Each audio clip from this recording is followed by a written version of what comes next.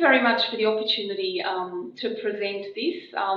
As some of our colleagues know, we presented at the ICALLD conference last November, and we were pleased to be selected to be invited to this forum. Our presentation has, we did introduce a bit of humour at the ICALLD conference, which we're hoping to preserve. We're hoping it translates. Yes, we hope the humour doesn't get lost in the medium, so to speak. All right, so I'm Victoria Grossi, and Caroline Bright Neville is my colleague. We've been working together at Deakin University for a few years. This presentation is part discussion, part sharing of our observations and experiences in establishing and embedding relationship in a postgraduate unit. We'll return to that and explain what that unit was. We want to present,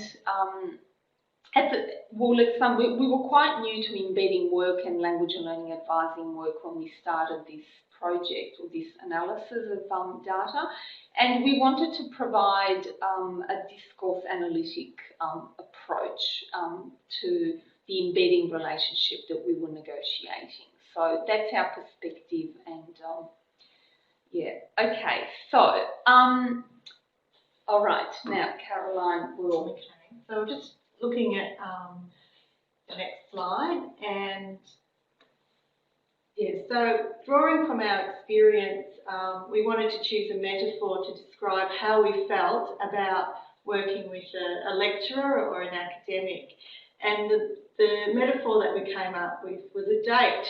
So we looked at the way that we we contact the specialist or the lecturer, and we were kind of talking about, you know, getting an initial appointment, making contact, arranging a time to see them, working on a plan together. And we looked at it in terms of, it was almost like trying to go on a date, and it was all about how we how do we get this relationship to work, and how do we embed ourselves in their unit. So one of the things that we asked the audience to do was to talk about what kind of metaphor would you use to describe your own experience in working with lecturers. And you're welcome to type something in the chat box now, or keep thinking about it and share it later. But we're working on the assumption that when we do create and you know, try and establish these relationships, and what we're all looking for is follow-up. So we're not really just looking at that one-off experience, but we do want the continuity, which would ensure that we can then, yes, oh, okay, like stalking. Well, interesting you say that, because I think we've got a stalking experience with someone at the moment. We're trying to nail a coffee date, but it's proving to be quite elusive, and you know, that might just have to be another paper. And I think unrequited love is a very good metaphor. That's really, really nice. Yes, I think we could do a word on all of these. And so then we, you know, there's a lot of, you know, this was a new way of working for us. So it was, I suppose it was, we came at it with fresh eyes, and so we'll build on that. Okay, so the theme really is how do we build these embedded relationships, but also we'll be looking at what they look like. Okay. I guess we've just broken down the components of a good relationship. Is it making time to meet, designing things together, gathering resources from the unit and working within that unit, and how we evaluate this work and follow up. So that's what we're looking for in our date. That's right. And whether it's about, you know, the sort of English support work or referencing, you know, the previous two presentations, you know, there were quite concrete examples of how we can work with staff. I mean, it's whatever, I think whatever the theme is, you know, we are looking for that ongoing relationship where you can develop and actually progress and change attitudes. I do think that part of our work is to change attitudes and build confidence and build that common language and common shared understanding, so we're all in the third space. Okay, so we'll just continue. All right, so when we are looking for our perfect embedded relationships, we asked ourselves, is it George Clooney we're looking for? So we sort of have to have a goal in mind. Are we looking for the perfect relationship, or will anything do? So what is it that we want? Yes, and in our search, we found that, you know, of course we're building on previous work, and as we were new, when we did this data, collected this data, we looked at our colleagues who had much more experience than us. A lot's been written about the value of collaboration, and we'll list those, people are familiar with these studies, but one study that comes to mind is Carmela Briguglio's study, where she talks about 6 elements of successful interdisciplinary collaboration. And we were, of course, interested and fascinated to read about all this, so there's interdependence, newly created professional activities, flexibility, collective ownership of goals, and I think part of all this is the common sharing that we've been talking about in the previous, the common language and reflection on process and personal characteristics. We will return to this. So it seems that things work when there are all of these elements, or some of them, and I think you can't have George Clooney all at once. You need time. So we wanted to, with this in mind, we wanted to see what happened in our own negotiation process. We saw Carmela's model of embedding before. We do understand that things are scaled. You can start with the stalking and build that up to a nice long-term relationship. Okay. So this is about looking at how we work at Deakin and what's important in the strategic sort of outlook of the university, and that's going into the online environment. So we're looking at relationship building.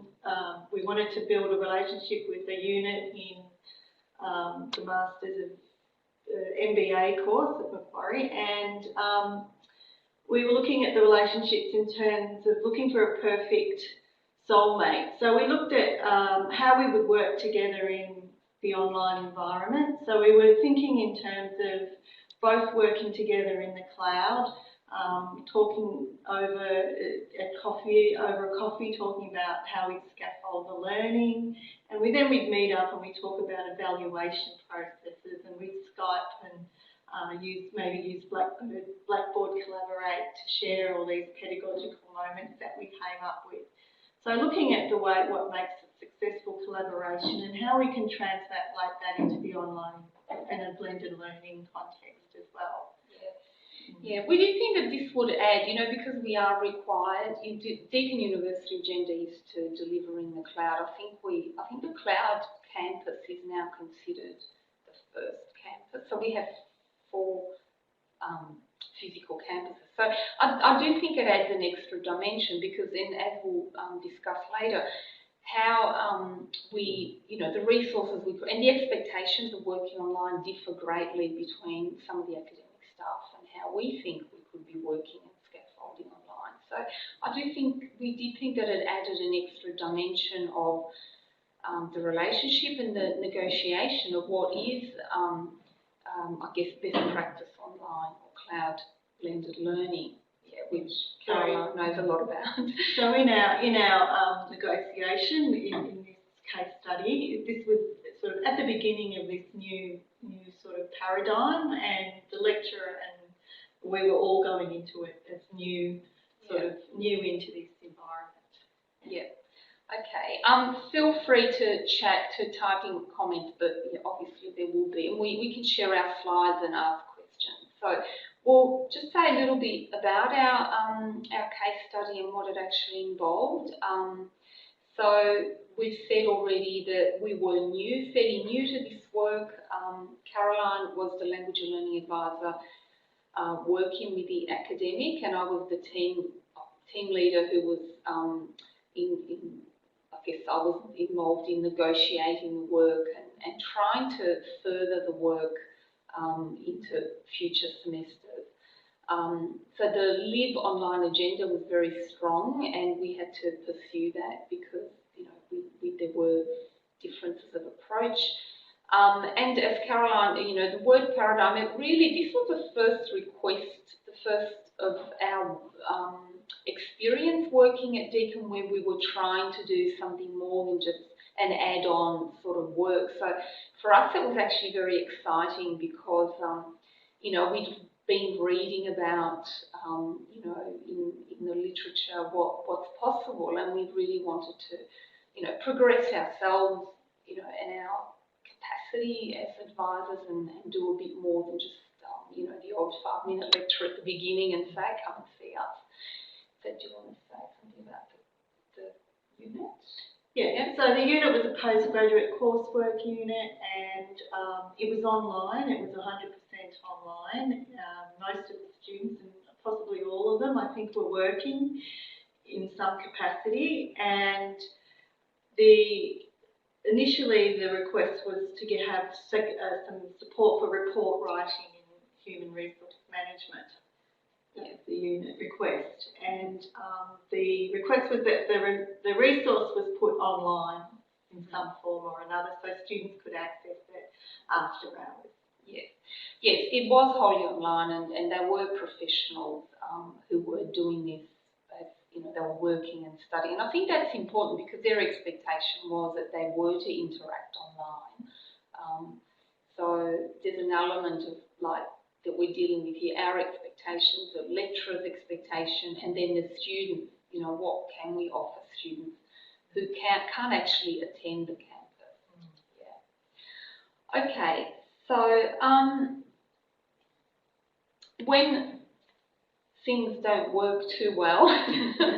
Yeah, so this is about our research aims and what we wanted to explore, and we wanted to look at the issues that affected this relationship building, our expectations going in, and how they actually evolved in real life. So we're looking at it through negotiating the discourse.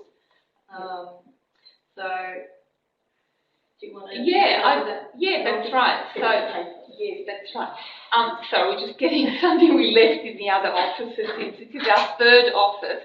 So we're using DS's discourse, discipline specialist and language and learning advisor, and we're aware, as a colleague who gave feedback to this PowerPoint said, well, aren't we discipline specialists as well? Well, we know we are, but so these are our research aims. We're just trying to explore what went right with this building of the relationship, what were the issues, and keeping in mind, again, keeping to our metaphor, when things don't work so well, it's not you, it's all these other factors that come into play that,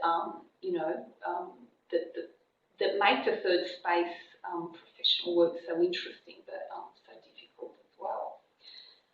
Okay, so we'll just, this is based on data, so we'll just go through that. Caroline and I are fortunate that we're working together and often driving together to a regional campus, so we had a lot of time to talk about what was going on, and we wrote some notes about, why don't we feel that this is going smoothly? A lot of reflections about what could we be doing. The students are saying this, she's telling us to do this. And then we were very fortunate that early on we decided that we should try, we gained the lecturer's agreement to record our meetings. So we were able to record 3 meetings which went over probably roughly 2.5 hours, and we transcribed that data. And there is, of course, a lot more data than we are going to touch on here. We are writing a paper. It's in progress. It's taking a little bit of time. So there was me, Victoria, Caroline, and one academic who we're going to call Elizabeth. And we want to say that she was very supportive of the project. We tried to give details about what she said, oh yeah, just record it. She signed the ethics approval. It was, very forthcoming about everything. And so in that sense, it was a good and perhaps a perfect collaborative relationship. Yes. It wasn't quite what we needed. No.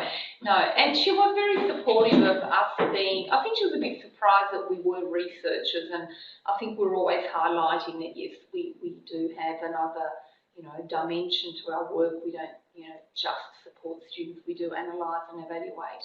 There was a lot of sharing, and I think we're saying this because we don't just want to present negative aspects of the relationship. It was really quite good in that way, in having her support.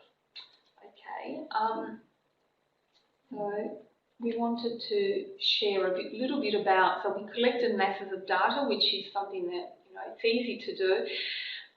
We settled on using Fairclough's discourse, critical discourse analysis, because we didn't just want to do, looking at the big picture or the very fine-grained conversational analysis type. We kind of very early on figured out some of the tensions and issues, but we wanted to, I guess, we think that this framework is actually a very good one. It accounts for both the big picture, macro social structure and power structure, like how Elizabeth, the university that Elizabeth is working in, and her organisational tensions, I guess, and then ours, what we're expected to do. Sometimes we felt like there were, we have different agendas and we had to, we have to find a way to work there. I think everyone's heard about how busy academics are. It was really instructive for us to hear her talk in the second interview. She was actually quite forthcoming about how her work as an academic has changed. At one point she said, lecturing is just not what it used to be. And we thought it was interesting. She said, oh, is that tape recorder still going? Should I be saying all this? That was really interesting for us to hear that perspective. Yeah. So we say more about the Fairclough in the paper. So the social context that we are working with is the modern university, okay? And, we're all pretty much used to, terms like wider participation, at Deakin, hats off, in Australia, the autonomous students. We also have a greater number of knowledge workers, that third space is busy. We find ourselves a lot of times working with a library, with curriculum developers, careers, and everybody. I mean, the term embedded is being used, I think, a lot more. I know that, careers want to embed their modules, and so it's a bit, I think it's fair to say that the third space is competitive. I've been saying it's busy, but I think it's also.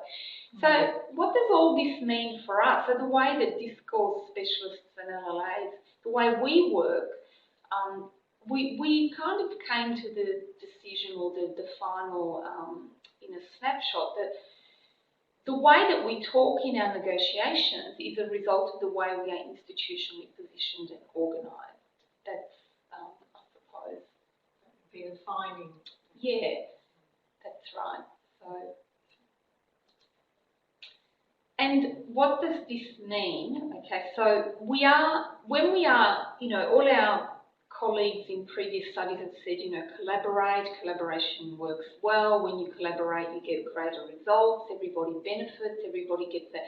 But what does collaboration mean, and what can it look like? Okay, so there is a lot of work. Collaboration needs a lot of work, a lot of particular type of talking, and how we're positioned is that we're always perhaps not we don't have the most powerful position, so we have to, someone described it as going gently all the time, So there's a power structure there, and we don't have the upper hand, and so there's a lot of relational talk, a lot of rapport building has to go on, and so we have to sometimes cast aside our own professional expertise or identities, and in our negotiation, we have to make sure that we don't lose our opportunity to keep going. So look, the relational work by Locker and Watts is again we chose this because it includes a whole entire spectrum of interpersonal side, and it's social practice. So we think a position, when you have to talk in a particular way to get your own work done, it does have a lot of implications, I think. Sometimes even in who we choose to work with a particular faculty or unit. And I think that's, it's something that we wanted to explore. And it has been explored a lot in other institutional settings, like call centre. A lot has been written about call centre, student. I think we're used to thinking about power in institutional talk in terms of doctor, medical, like the Duran heritage sort of studies, teacher, student. So you expecting a power differentiation, but I think we were expecting a bit more of a balance because we are professionals, we are teaching staff as well. A lot of us have come from an academic teaching background as well. Both of us have had tertiary teaching experience.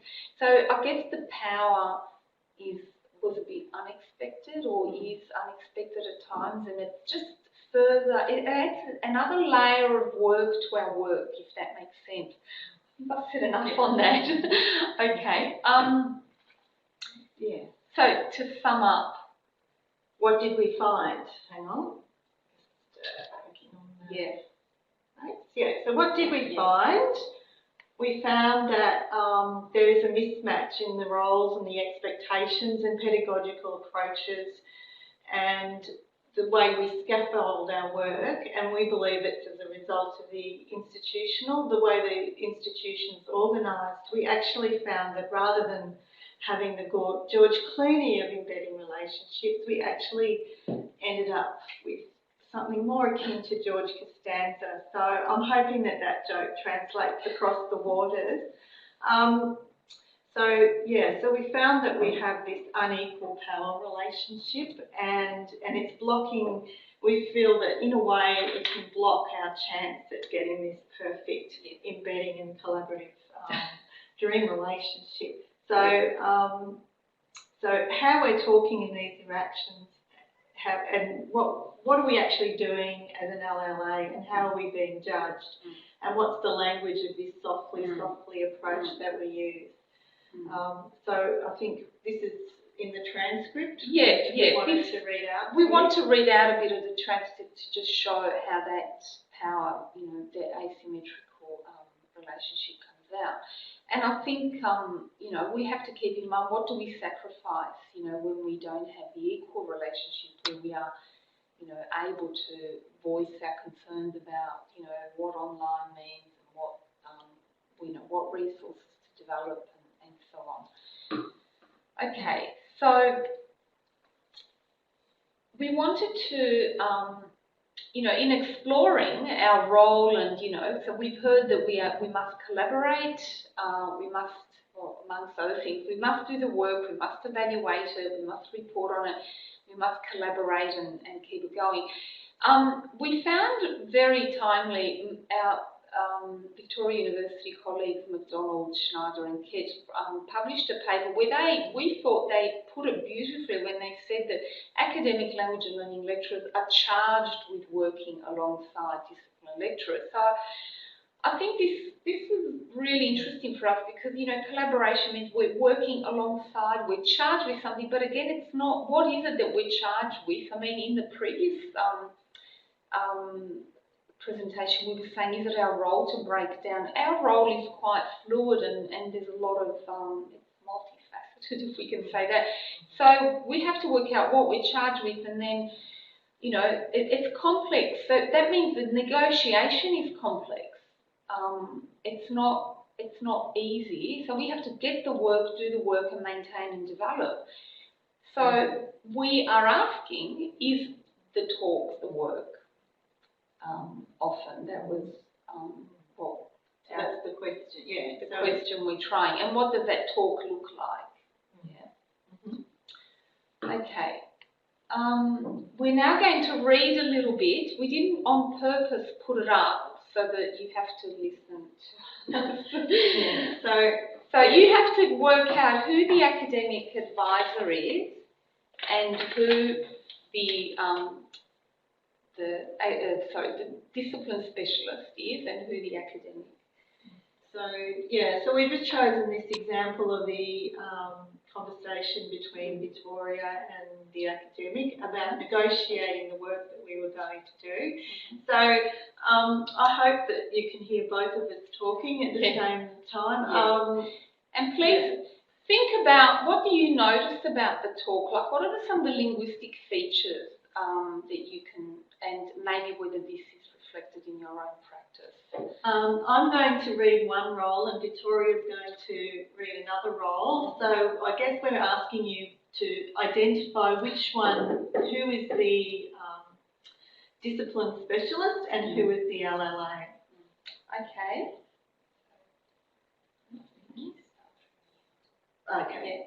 And so, okay, so one of the other reasons for getting you here is that in the past, many years ago, at another university, and the report writing materials that they provide to students through the X manual. I don't know if you've ever seen the X manual.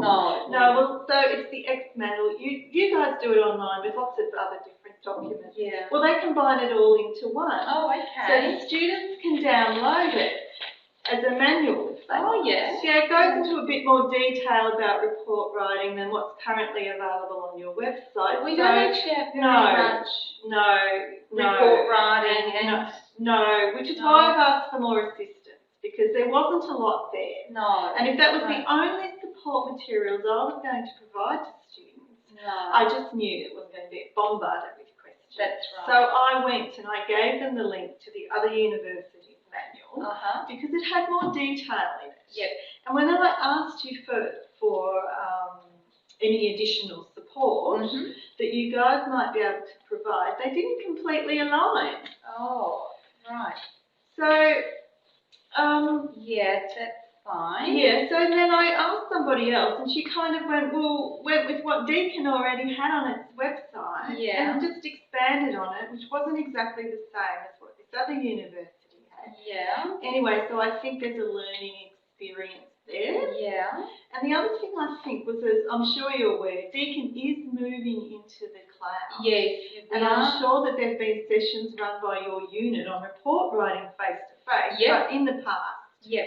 And so this LLA sent through a copy of the slide that she uses, but slides are limited. There's no audio with them. Absolutely. And then when I said it would be really good, even clearly, that she didn't have the time frame to do it last year, but we've got so many off-campus students.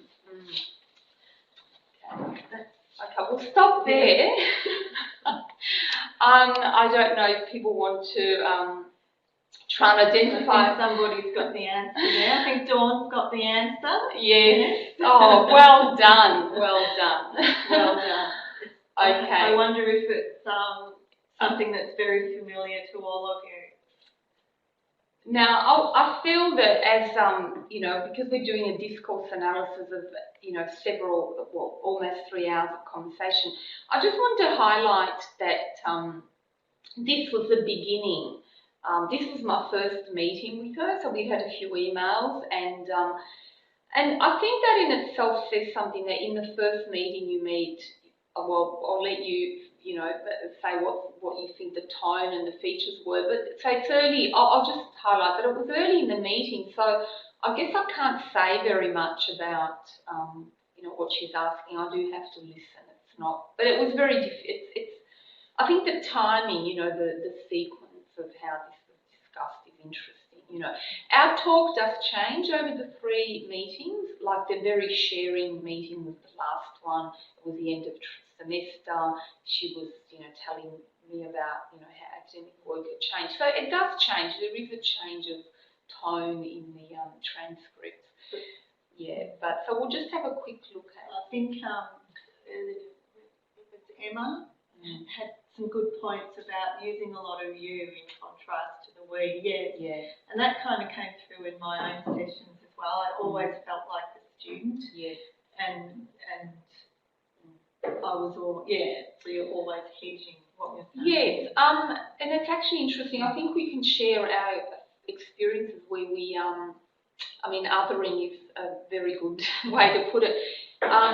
you know, we offered her the paper to read before we submitted it to for review, because we wanted her to know that this is, you know, we've selected these stretches of talk from the, and I think we just wanted to make sure that she, you know, was aware, and maybe actually we thought she would like to add to our analysis and provide further insights that we could include. But I think she kind of, she interpreted the request to it was almost like a proofreading exercise, and she said, "Oh yeah, that's all fine, I'm happy." And she proofread our essay, but we didn't ask for proofreading.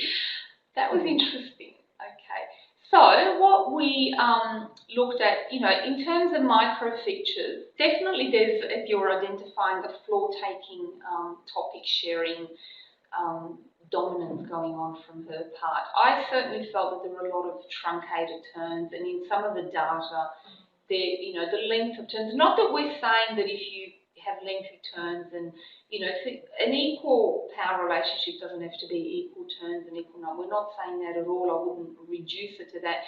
But it was about how we were positioned and what we felt we could say and add and change and offer. Like even in that stretch where she's saying, "Oh, I don't know if you're aware about Deacon's online agenda." Well, it would be very hard to work at Deakin anywhere and not know that we have a very strong online agenda. We had to be very tentative about our suggestions, and as Caroline said, downplay a lot of our ideas and hedge. And I think this was particularly the case with Caroline, because she was doing the coalface work and trying to sort of introduce some online work, like the PowerPoint. Yeah, there was a bit of perhaps a misunderstanding of our capacities and what we did. I think in terms of the online environment, there was an expectation that we would build and develop something really funky and sort of snappy, sort of an online module using a Flash sort of, you know, resource on referencing, and we could do it in a couple of days, and we build it. So we sort of we kind of were seen then as multimedia developers rather than language developers. So it was a mismatch about what our skill set were and who we were really. That's right. What our backgrounds were. And yes, and I think too, we would agree that there was a lot, from her point of view, like that manual she was referring to as being this easy, quick, downloadable PDF file. A lot of her advice to us, and you know, it is hard to avoid disagreements when and having this advice about you should do this and put something online. We were actually getting away from putting things online and wanted to move on to working within the internal cloud Deakin or Moodle system, you know, our learner management system, getting away from generic resources. But a lot of her advice was, "Oh, you should do this report writing. I can't be the only lecturer who wants, you know, assistance. I'm sure my colleagues would appreciate it." And then she was quite fixed on this idea that we should be doing, you know, fixed static resources. And you know, with our own paradigm shift, we wanted to get away from that and actually embed more unit material into the support, and also not just be putting up activities that had no interaction with students. We wanted to put in collaborative sessions. That's right. And discussion boards and feedback. And work with the feedback from the discussions to kind of really target the support. So that was our big picture and our must-love cloud, and that was the qualities we were looking for in the partner. Yeah, and I'm just reading what you wrote, Vanessa, about, you know, once you do have that George Clooney relationship and you can have all the, you know, sharing moments, then I think you wouldn't have to avoid disagreements, because what can be if I had brought up some of these issues, it might have been a disagreement, but when it's a sharing relationship, it's a sharing of ideas, and you would just say, well, what if, or I did this in another unit, I think it would work here. So then it's not a disagreement at all, it's actually a sharing of ideas, and you do it before, you know. No, she was quite, she did need help quite quickly. This was quite a quick sort of turnaround work that we had to do. Which is another feature, I think. I mean, I think Michael and Vanessa have pointed out Yeah, so a relationship does need a lot of building, and then when your supporter leaves, you're starting over again. Yeah. You're always kind of at that That's stage right. of That's right. initiating these new relationships. That's right, but that's where we think the institution has to step in, because with this relationship, we did think we got somewhere, and then she went on long service leave. You know, Caroline went and worked at another campus, and we kind of lost all the, you know, the good beginnings that we had to people. So we're not structured to just take over when someone leaves. The structure's not there for us to That's seamlessly go in and continue on. We start back again. That's right, and that has, you know, we're going to look at the implications. So here we are. So if we're working in this way, what does it mean? Going back to our metaphor, which we do hope it's translating, our dates are often one-offs or flings or fleeting moments, and you know, how dissatisfying is that? So in a context environment where we are evaluated on getting the work and negotiating the outcomes, and then building, maintaining, and you know, I suppose what is the we like to co-publish as well. You know, a lot of our colleagues co-publish work, and that's satisfying. So, well, the implications of working in this fleeting way is that our hard skills. So we're talking those interpersonal soft skills. Which are important in any job. We're not saying that when we get to know people we can do away with our soft skills by any means, but our hard skills, get so often we don't even get to use what we can do. And in our case, it's all the talk around becoming part of a unit, talk about getting the work more than the actual work or the content. That's right. So, you know, a lot of the applied media background that Caroline has, some, you know, the examples of scaffolding that I have done in other universities, or it hasn't, you know, you don't feel that you actually ever get to the real work. And so the talk is the work. It becomes mostly what you do. And we wanted another question we are asking, how do we maintain our own professional identities in the interactions? I think that's very important. We don't have any answers. Does anyone else have an answer? Yes. Date widely rather than settling down. I don't know, Dawn, about polygamy. You know. We would like to settle down at some stage. Okay. So, you know, Thorn, we've been reading, you know, our reading about power, you know, what people do with Joanna Thornborough says, what people do in institutional encounters is produced overall as a result of this interplay between their intellectual and discursive role and their institutional identity and status. I don't think that we can change the, you know, how we're positioned. I think what we're saying is that we're actually charged with a complex task, and we have very little power to shift it. And it needs to be recognised. Yes, I think it does. So luckily, again, our other colleagues have done the work before us. We found the article by Brunken and Daly from the Trove argued that they did a study, and again they found that their collaboration with a unit worked very well. But then they went a step further and said what universities need to do, not us, is change how they're structured and move away from to allow us to do our real work. So universities have to learn to change and to do new things in new ways. And I thought that was very instructive for us and very perceptive, because we understand that talk is socially constructed practice, and we have to, you know, soften with some people, or we can share more easily with others. So we wanted, you know, our interactions did evolve over time, and what sort of interactions we end up having are not just us or our skills. I can't say that I had soft skills. You know, we in our work we hear a lot about, oh, you know, we must be able to talk to academics. Well, that means a lot of things.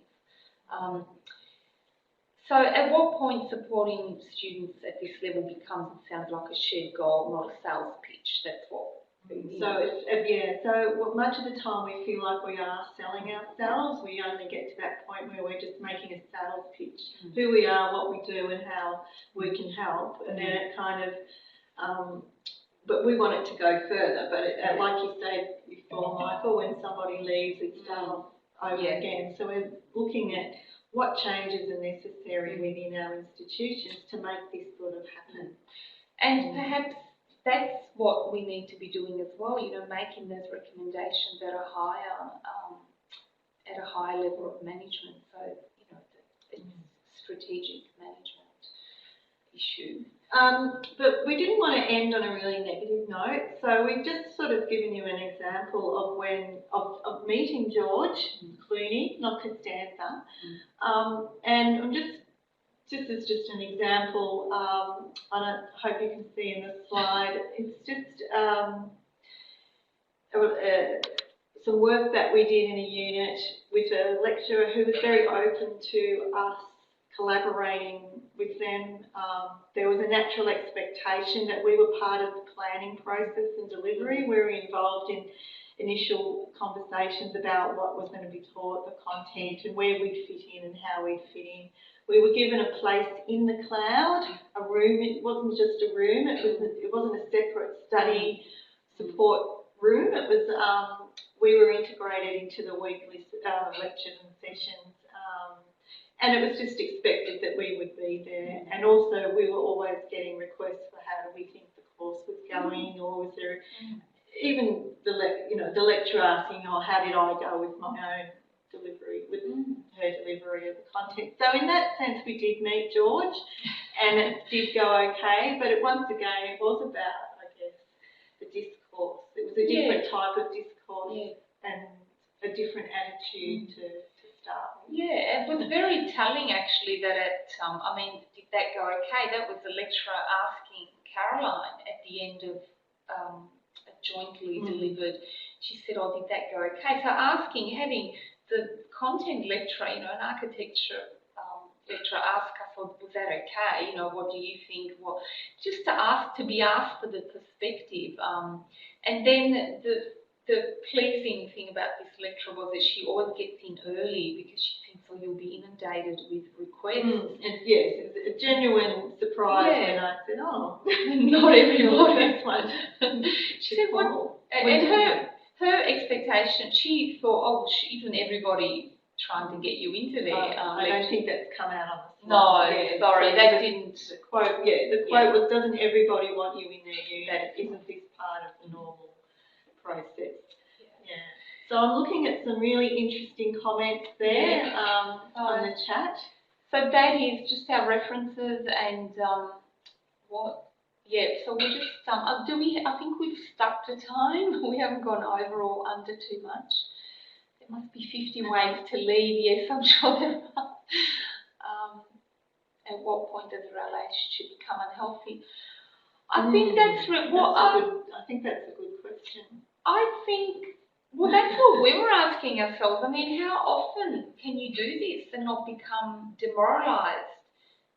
And at what point does... And I think what the previous presentations on proofreading and the other and being asked to fix referencing,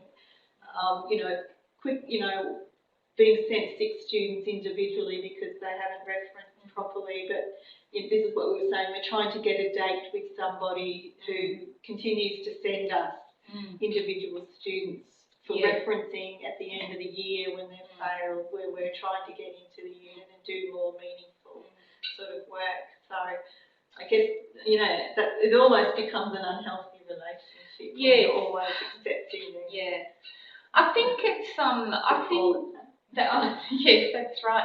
I think you can be unlucky too, and that you can have a lot of these in one semester, and then you get to the end of it and you haven't really felt that you've been able to, do any real education, have an impact on the students, or you don't even get to see the students because you've had 5 minutes at the beginning of the first lecture when the students still haven't found the lecture theatre.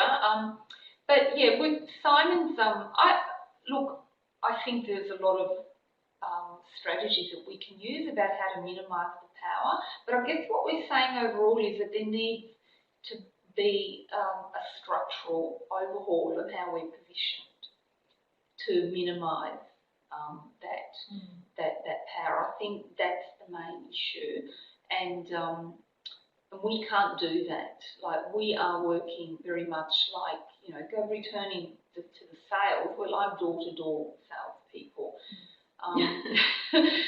And I know some librarians work, like they actually have a faculty day where they say they go and make contact and network.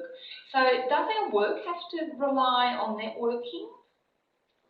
You know, is that really how the university wants to use our capacity, like to have us networking in order to do what we can do? Or is there another model? I think that's what we're asking. And how can we push that model, or how can we, what does that model look like? Yes. Yeah. So we'll just keep reading. And Simon, have you? I'd be interested to hear if you've done that, if you've submitted questions, and how did it go? Yeah.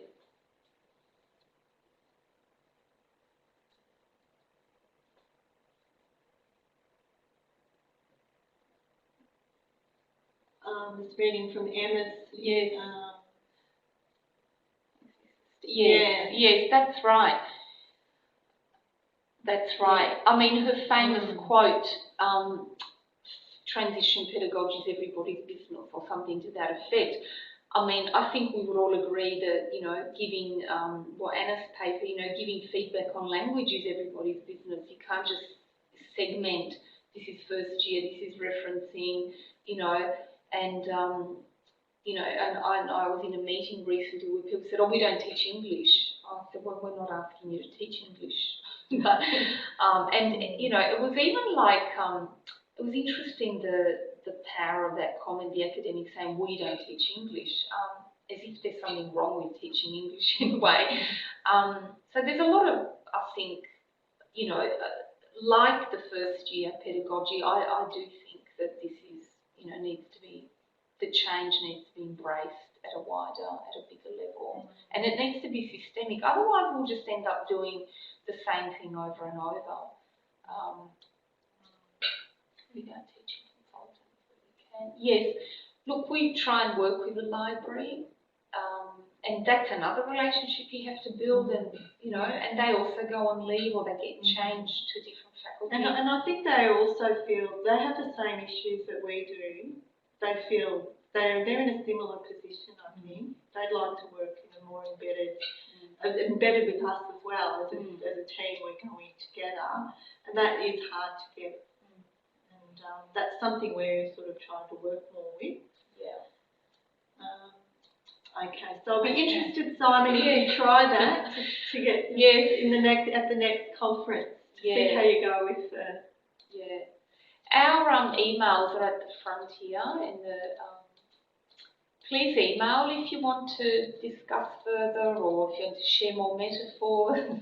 And I'm interested in reading Dawn's title, 50 Shades of Learning Development. It'd be very interesting. Yes, I think we could certainly come up with a lot of titles. Can we also share that there's in Melbourne, I've recently found that there's a George Costanza cafe in Brunswick Street. So if you come into Melbourne and you're looking for a cafe, so thank you very much.